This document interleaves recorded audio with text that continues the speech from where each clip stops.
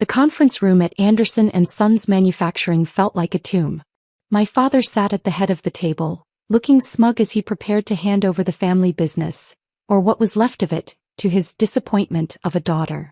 "Well, Emma," he said, shuffling the papers with exaggerated ceremony, "as discussed, your sister Catherine will inherit the house, the vacation properties and the investment portfolio.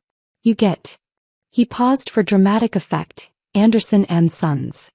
My mother sat beside him, lips pursed in that familiar expression of disapproval she'd perfected over the years. Catherine, my successful sister, was there too, barely concealing her smirk. "A failing company for the failing daughter," Catherine muttered, not quite under her breath. "Seems fitting." I maintained my calm, professional demeanor, the same one I'd cultivated over the past 5 years as the anonymous CEO of Phoenix Industries, Anderson and Sons' biggest competitor and the industry's rising star. "Just sign here." Dad pushed the papers toward me. "Though I don't know why you'd want a company that's losing millions. Should have gone to business school like your sister instead of finding yourself after college." What they didn't know was that my 3 years of finding myself had actually been spent learning the manufacturing industry from the ground up, working under different names at various companies, preparing to build something of my own. "The handover meeting with Phoenix Industries is in 30 minutes, my father continued. "They're buying our biggest contracts. It's the only way to keep the company afloat, even if it means dealing with that mysterious CEO who's been eating our market share." I checked my watch. "Actually, Phoenix's CEO should be here any minute." "You haven't met them either?" Catherine asked, suddenly interested. "Nobody seems to know who runs Phoenix. They're so secretive." Right on cue, my phone buzzed. A text from Marcus, my COO. "Team's in position. Ready when you are, boss." "Before we proceed," I said, standing up, "I should mention that I've already reviewed these contracts with my lawyer." "Your lawyer?" Mom scoffed. "Since when do you have a lawyer?" The conference room door opened and my executive team filed in, all 5 of them, dressed impeccably in designer suits. Marcus led the group, carrying a sleek briefcase bearing the Phoenix Industries logo.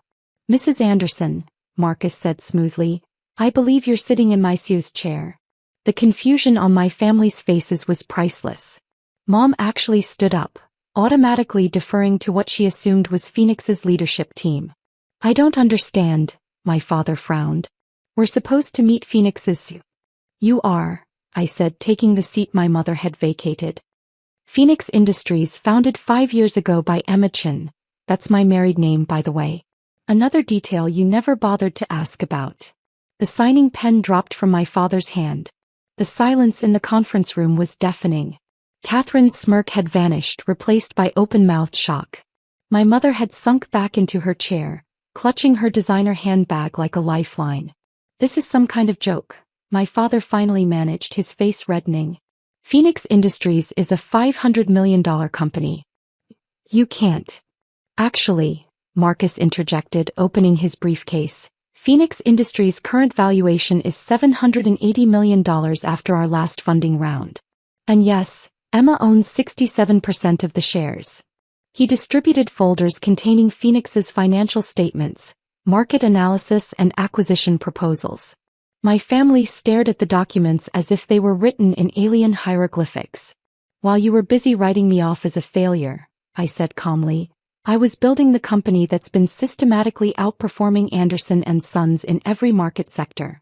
Catherine grabbed one of the folders, her hands shaking slightly as she flipped through the pages. "The Morrison contract, the Johnson deal, the Asian expansion, that was all you." "Every single one," I confirmed.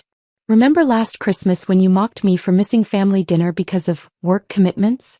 I was in Singapore closing a $50 million deal." My mother found her voice, though it trembled. But you live in that tiny apartment. You drive a used car?" "Because unlike some people, I don't measure success by appearances," I replied. "I invest in my company, my employees, and our growth." Marcus pulled out another set of documents, the real reason for this meeting. "These are our terms for acquiring Anderson and Sons Manufacturing." My father's face went from red to purple. "Acquiring? We're just here to sell some contracts." "Dad," I leaned forward, "Anderson and Sons is hemorrhaging money." Your market share has dropped 60% in 5 years. The only contracts keeping you afloat are the ones I deliberately left alone, until now. You did this on purpose? Catherine whispered. You destroyed our family's company? No, I corrected her. I built a better company. One that values innovation, treats employees fairly, and doesn't rely on an outdated reputation. Anderson and Sons destroyed itself by refusing to adapt. I nodded to Marcus, who pulled up our presentation on the conference room screen. Phoenix Industries is prepared to acquire Anderson and Sons for $30 million, significantly more than its current market value. All employees will be retained with improved benefits. The Anderson name will become a subsidiary brand. 30 million? My father scoffed, but I could see the calculation happening behind his eyes. He knew it was more than he could get anywhere else. The alternative, I continued, is watching Anderson and Sons continue its decline while Phoenix expands into your remaining market sectors. Your choice. My phone buzzed, a text from David, my husband. How's it going? Need backup. I smiled slightly, typing back, all under control. See you at dinner. Catherine was still processing the revelation. All those times you came to family events in department store clothes, listening to us brag about our achievements. I was gathering market intelligence, I finished for her. Amazing what people will say around someone they think is a failure. My mother suddenly straightened, her social conditioning kicking in. Well, darling, we always knew you had potential. And now you're so successful. Don't, I cut her off. Don't pretend you believed in me all along. We all know that's not true. The next few moments would change everything. I pulled out one final folder, the thickest one, and placed it on the table. This contains every email, every memo, and every conversation where you disparaged my abilities or questioned my worth. Our PR team has prepared 2 press releases about this acquisition. Version A is a simple business announcement. Version B includes the story of how the Anderson family treated their daughter, complete with documentation. My father's face drained of color. You wouldn't dare. Try me, I replied calmly. I've spent 5 years being underestimated by this family. I think the business world would find it fascinating to learn how the mighty Andersons never saw their biggest competitor hiding in plain sight. Marcus distributed copies of both press releases. Catherine read them, her legal training kicking in. This would destroy our family's reputation. The same reputation you valued more than your own daughter? I asked. The one that made you think it was acceptable to mock me at every family gathering? My mother reached for her usual tactic, guilt. We're your family, Emma. Despite everything. Family. I laughed, but there was no humor in it. Let me tell you about family. David, my husband, whom none of you bothered to meet, believed in me when I had nothing but an idea. My executive team, who you just met, they're more family to me than you've been in the past decade. I opened my laptop, displaying Phoenix's organizational chart. See these names? Sarah in R&D? Mike in operations? Tom in sales? They're all former Anderson and Sons employees who left because you refused to recognize their talent. They're now executives at Phoenix with equity stakes in the company. You poached our employees? My father growled. No, Dad. I gave opportunities to people you undervalued, just like you undervalued me. Catherine, ever the pragmatist, was reviewing the acquisition terms. These are actually quite generous, she admitted reluctantly. Of course they are, I said. Despite everything, I'm not cruel. I'm offering fair value for the company, job security for the employees, and a chance for the Anderson name to survive as part of something successful. My phone buzzed again, this time with an alert from our trading department. Anderson and Sons stock had started dropping as rumors of the acquisition spread.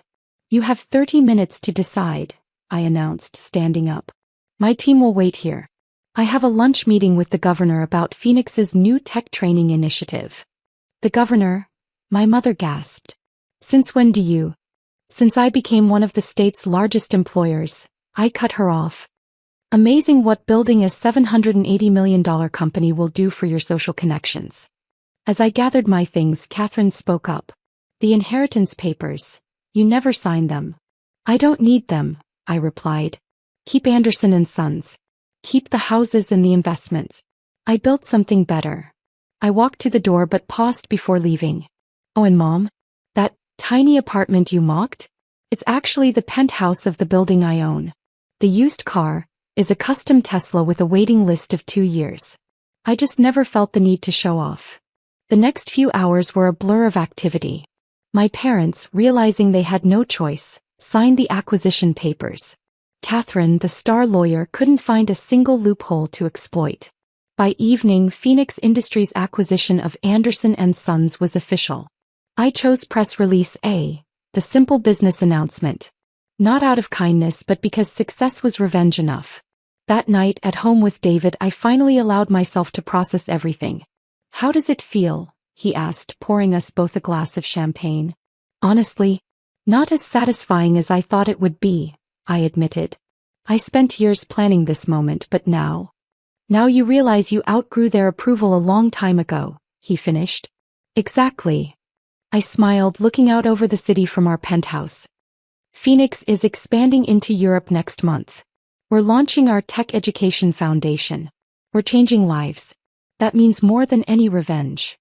My phone buzzed one last time, a text from Catherine. "I never knew. I'm sorry. I left it unanswered. Some bridges once burned aren't worth rebuilding." The next morning, I walked into Phoenix's headquarters, greeted by the team that had become my real family. On every screen, news headlines announced the acquisition. Analysts praised the strategic brilliance of Phoenix Industries' mysterious CEO. Marcus met me at my office. "The Anderson and Sons transition team is ready. What's our first move?" I smiled, pulling up our strategic plan. "Let's show them how a failing daughter runs a company. Because sometimes the best revenge isn't in the big reveal or the dramatic takedown. It's in building something so successful that those who doubted you become nothing more than a footnote in your story."